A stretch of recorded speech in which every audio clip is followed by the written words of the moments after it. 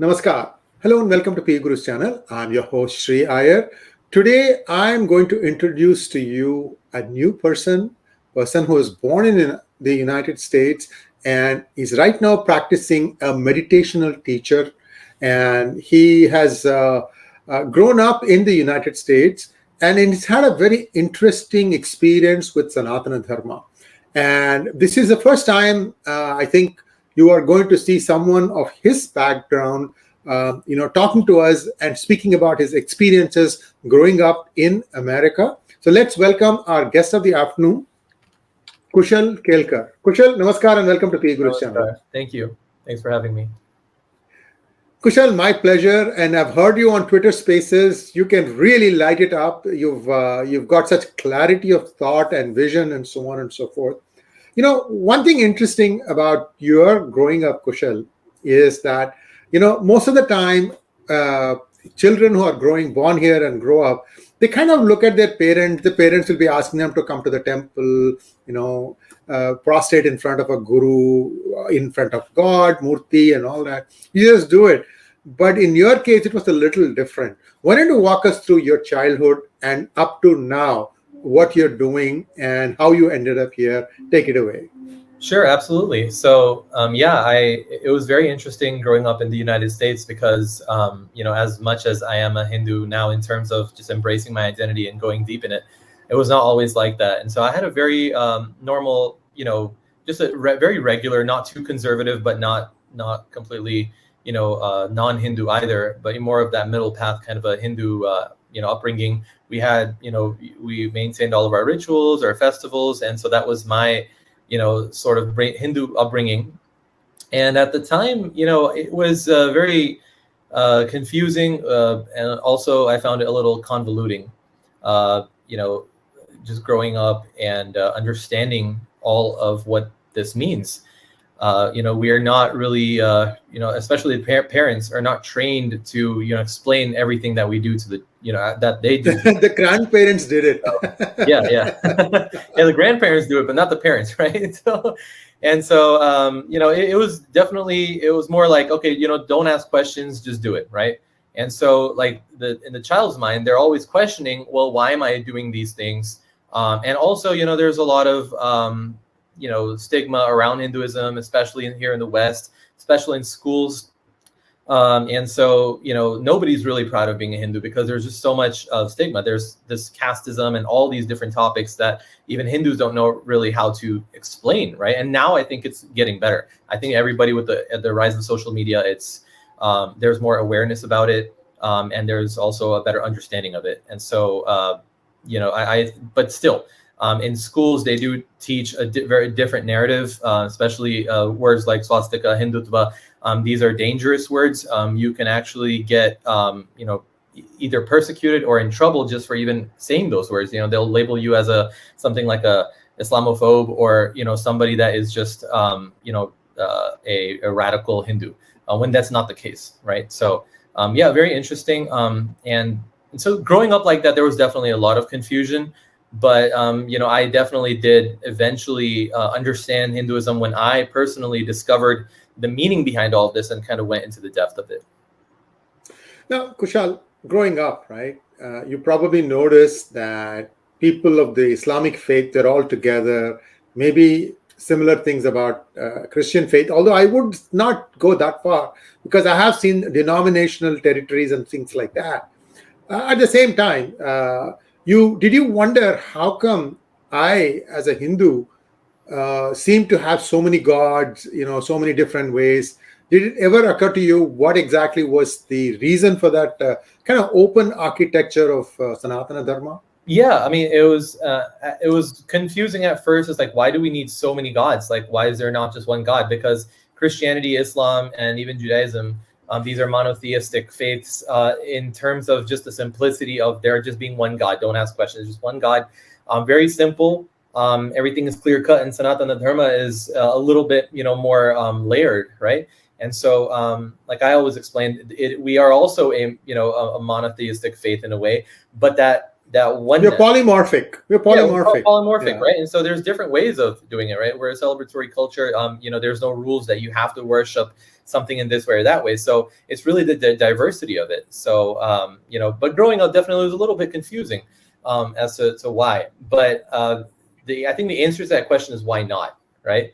And so there's so many ways to approach that one truth. And Now, yeah, go ahead. I thought you were finished. Go ahead. Please finish your thought. no, so there's so many ways that one truth, and I think to kind of understand, to go a little bit deeper, all starts making sense. At first, at the gross level, there's so much confusion, but that confusion is important because the valid questions do arise from that, and I'd encourage to actually pursue those questions, and you'll get that understanding.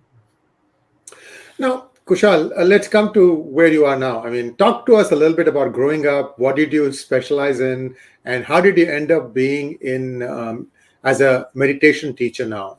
Sure. Yeah. No, I grew up just like any other kid, and when in university, I actually trained in different measures, engineering, and so just like any other kid, like I didn't have a special spiritual or a very Hindu direction when it comes to this, but there was something that happened. I actually took a meditation course, and that really what blew my mind. That was something that I'd never experienced Hinduism or Dharma from that angle, from this angle of firsthand experience of what it means to have no thoughts in my mind, to experience a state of calmness. And our entire Dharma talks about this, right? It's all scriptural, and all the scriptures are describing this experience. But to experience that firsthand, that was absolutely mind-blowing for me. After that, I started to really take interest in what all this means. And so I kind of, threw away my old understanding. I wanted to kind of rediscover Hinduism, myself from a firsthand point of view. So, that gave me a lot of insight.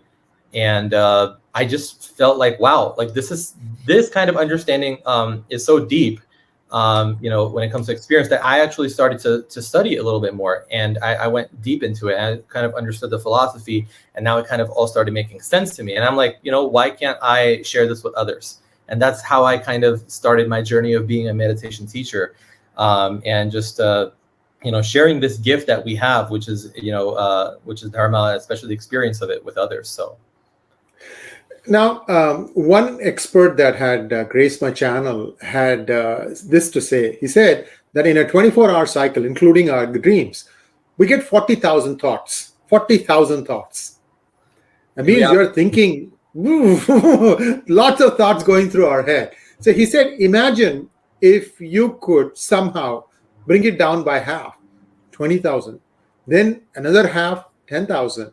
And like that, if you can start bringing it down, what happens? You are beginning to focus more because you have fewer thoughts. So you're beginning to focus more.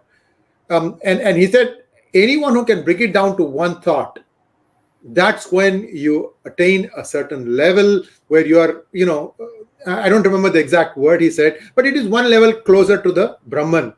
Yeah. Let's not go that far. I'm not that articulate in this. I'm trying to remember what he said. This happened 3-4 years ago. But to you, what does a meditation session do? I mean, it's great. I mean, I've done meditation myself, and I can't explain what I feel after that, except that I feel refreshed, and the same problem suddenly seems to be a lot easier to solve. That's the simplest way I can put it.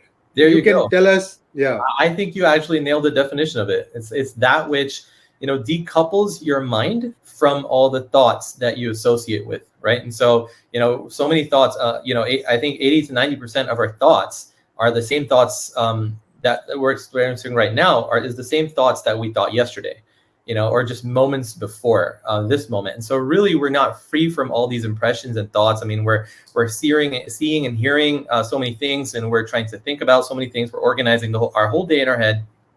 And we live in a very fast-paced society, right? And so that means even more thoughts.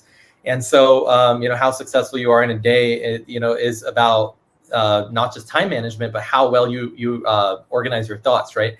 And so imagine it as a space on your desk. The more space you have, on your desk, the more work you can do, right? The more you can sort out your day, organize thoughts better. So meditation is the decoupling of all of these thoughts, from your mind. And it's just that small little observation of the thoughts. And when you observe the thoughts, they kind of start to subside. And you suddenly experience, the stress-free space where you can think objectively instead of being a subject of your thoughts. I'm going to take a step back, maybe sidestep, if you will. Sure. LA Lakers, a few years ago, they used to sit in a circle and they would meditate before going on the stage to play a game. And that year and the year after that, I think they won the championship. And Wow, this was when what was his name? The guy who died in the helicopter crash. Kobe Bryant. Kobe Bryant was the captain, sort of captain. I mean, he had Shaq with him. And see, if you think about what a basketball player goes through on the court, because the response time is so low, so quick, you got to do it, right? So there is a conscious, which is your cognitive, you're looking at it. Then there is your brain working at a subconscious level. And it's when you are able to successfully hand off control to your subconscious level, then you attain peak performance. I think that's what the kind of words he said. In subconscious, what happens is, 5 players on the court, a lot of angles, what do I do? Do I do this? Do I dodge left? There's no time for all that stuff. Something has to take over and do it for you. So I think that's where that meditation helped. Maybe you can share with us a couple of examples where somebody started doing this on a regular basis and felt a slightly different experience about life. Yeah, absolutely. There's so many examples. I think a lot of successful people out there, they do meditation, so they are able to do their work without the stress and all of the repercussions of just being in that kind of environment, especially people like actors, right? And so there's different, meditations out there. Some people do something like transcendental meditation, especially it's very popular in Hollywood, because these people have to play such, crazy roles. Sometimes they have to actually step into the mentality of that person. And it's not just that, but it's also just a very high-paced kind of a job. And so that's where, this helps, because it helps them to not be in the past or in the future, but to really focus on what they're currently doing, right? In the present moment. It gives them that much more peace and calmness so they can, become more efficient. And so, it's like animals, right? Animals don't really think, they just do, right? And so that's really where we say, well, they have instinct. Well, we do too. And sometimes, the best, warriors or sportsmen or the best actors, or even if you're an engineer or anything you're doing, music, a musician, right? All of that does require a bit of instinct and not so much thought in it, right? So that's how you kind of get into that groove. And that's exactly what meditation does. It provides you with those necessary tools, especially the headspace, in order to accomplish those tasks. So very beneficial. Just taking Wonderful. a step back. Yes, taking a step back. Kushal, you are very active on Twitter Spaces. Perhaps some of our viewers can, come join you and listen to you when you are hosting a Spaces. How can they reach you? Absolutely. So I do have a Twitter handle, which I'm sure it will be in the description of the video. And then you guys can just follow my Twitter handle, and we can have conversations on Spaces.